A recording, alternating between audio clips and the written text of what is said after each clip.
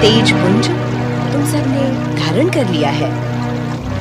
अब इस पीड़ा और संकट का निवारण केवल शिव आराधना ही है। आओ तट पर बैठकर पंचाक्षरी मंत्र का जाप करें। शिव सदा मंगल ही करेंगे।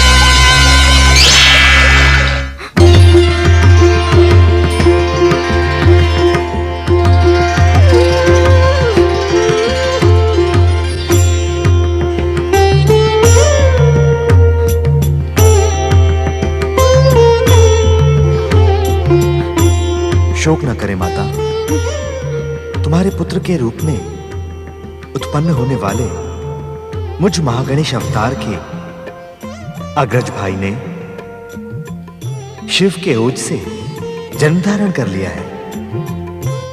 ये आप क्या कह रहे हैं श्री महागणेश? बार बार मेरी आशाओं को क्यों ध्वस्त कर रहे हैं? माता, आप इस प्रकार उद्विग्न और अशांत ना हो। ये तो हमारे द्वारा पूर्व रचित विधान था और इसी विधान के अनुसार ब्रह्मदेव ने तारकासुर को शिवपुत्र द्वारा मृत्यु का वरदान दिया था। परमदेव, तारकासुर का संहार करने वाला शिवपुत्र मेरा पुत्र नहीं हो सकता था? मुझे बार बार पुत्र सुख से वंचित करने का क्या उद्देश्य है आपका? माता, जब मैं आपके पुत्र के रूप में दिव्य अवतार धारण करूंगा तब मेरा एक प्रिय नाम विघ्नेश्वर होगा। माता, विघ्नों के बिना सफलता का आनंद तो सीमित हो जाता है ना? परमदेव, आज इतना तो अवश्य बताएं कि मेरे जन्म जन्मांतरों के विघ्नों का अंत कब होगा? माता, आप धैर्य धारण करें, अब अधिक विलंब नहीं होगा। मैं शीघ्र ही आपके पुत्र के रूप में दिव्य अवतार धारण करके धन्य हो जाऊंगा।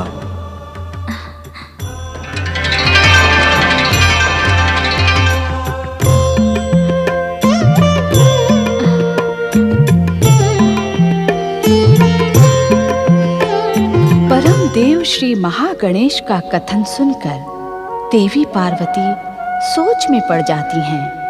दूसरी ओर श्री महागणेश की लीला के अंतर्गत महागणेश अवतार के अग्रज भाई के रूप में प्रयाग स्थित संगम के तट पर सरकंडों के पत्तों पर कार्तिकेय ने शिशु रूप में जन्म ले लिया और उस दिव्य शिशु के रुदन का स्वर कृतिका लोक की कृतिकाओं ने अनायास ही सुन लिया।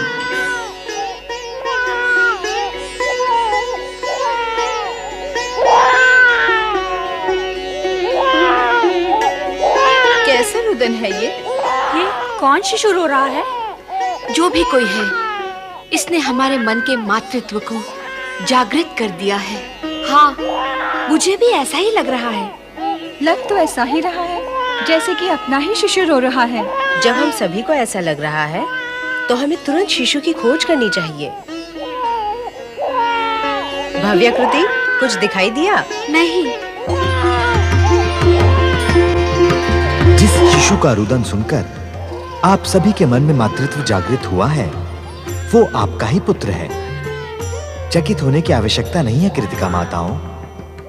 पूर्व जन्म में आप सभी ने दिव्य पुत्र की माता बनने का वरदान प्राप्त किया था। वो वरदान अब फलित हुआ है। जिस दिव्य शिशु का रुदन आप सुन रही हैं, वो आपकी मातृ भावना की पूर्ति करेगा। आप शीघ्र उस दिव्य शिशु को कृतिका लोक लेकर आएं और उसे अपने दिव्य संस्कार प्रदान करें।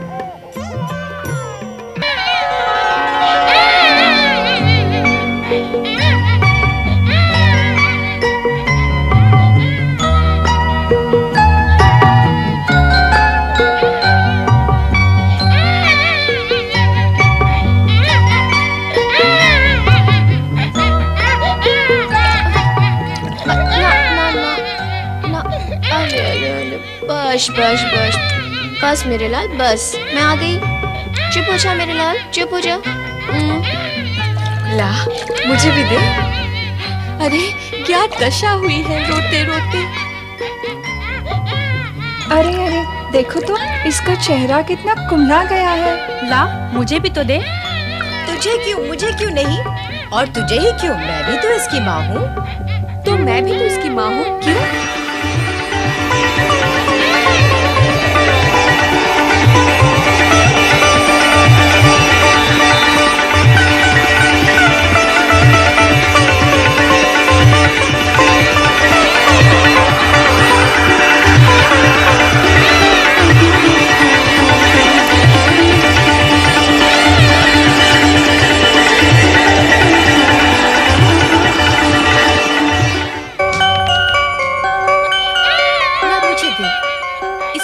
कराती हूँ। मुझसे चुप नहीं हुआ, तुझसे क्या होगा? तू क्या ज्यादा चतुर है चुप कराने में? ओफो, तुम्हारी विवाद करने से वो चुप नहीं होगा, और अधिक रोएगा। लाओ, मुझे दो। सुन लो इसकी बात। इसकी नहीं सुनेगी, उसकी नहीं सुनेगी, तो क्या शिशु का रोना ही सुनती रहेगी? ये क्या बात हुई? शिशु के हित के लिए विवाद हो रहा है और शिशु का ही अहित हो रहा है। बच बच। 6 बच्चे हो तो एक माता उन्हें संभाल लेती है, पर यहाँ एक बच्चे को 6 माताएं नहीं संभाल पा रही हैं। हाँ, 6 बच्चे होते तो हम सभी बराबर प्यार कर सकती थी।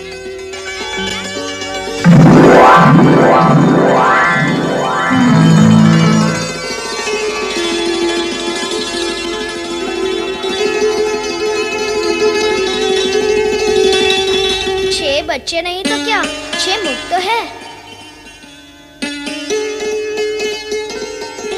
सखियों, हमारे इस पुत्र का नाम क्या है? कार्तिकेय।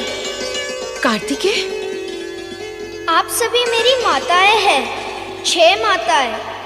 कृतिकाओं का पुत्र होने के कारण मैं कार्तिकेय हुआ। कार्तिकेय? हमारा पुत्र कुमार कार्तिकेय, हमारा पुत्र कुमार कार्तिकेय, हमारा पुत्र कुमार कार्तिकेय। चल मेरे घोड़े, चल मेरे हाथी। धम धम धम, मुझे मयूर की सवारी में बैठना है। हाँ हाँ, बैठ जाना मयूर की सवारी पर। तू बहुत बड़ा हो गया मेरा राजा बेटा। राजा बेटा? तो फिर बना दो मुझे राजा बेटा। हाँ हाँ, बना देंगे तुझे राजा।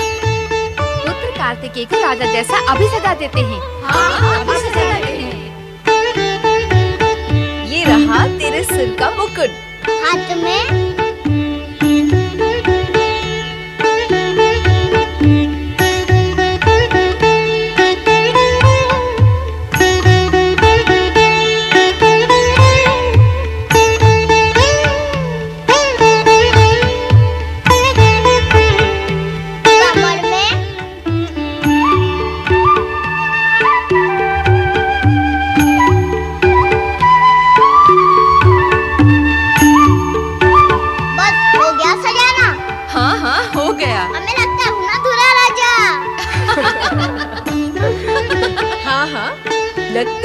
राजा, पर दुल्हन रानी कहाँ है?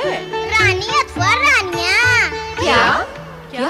मेरी 6 माताएं हैं, मेरे 6 मुख हैं, फिर दुल्हन रानियाँ भी तो 6 चाहिए। नहीं कार्तिकेय, दुल्हन रानी तो एक ही होती है। माता भी तो एक ही होती है।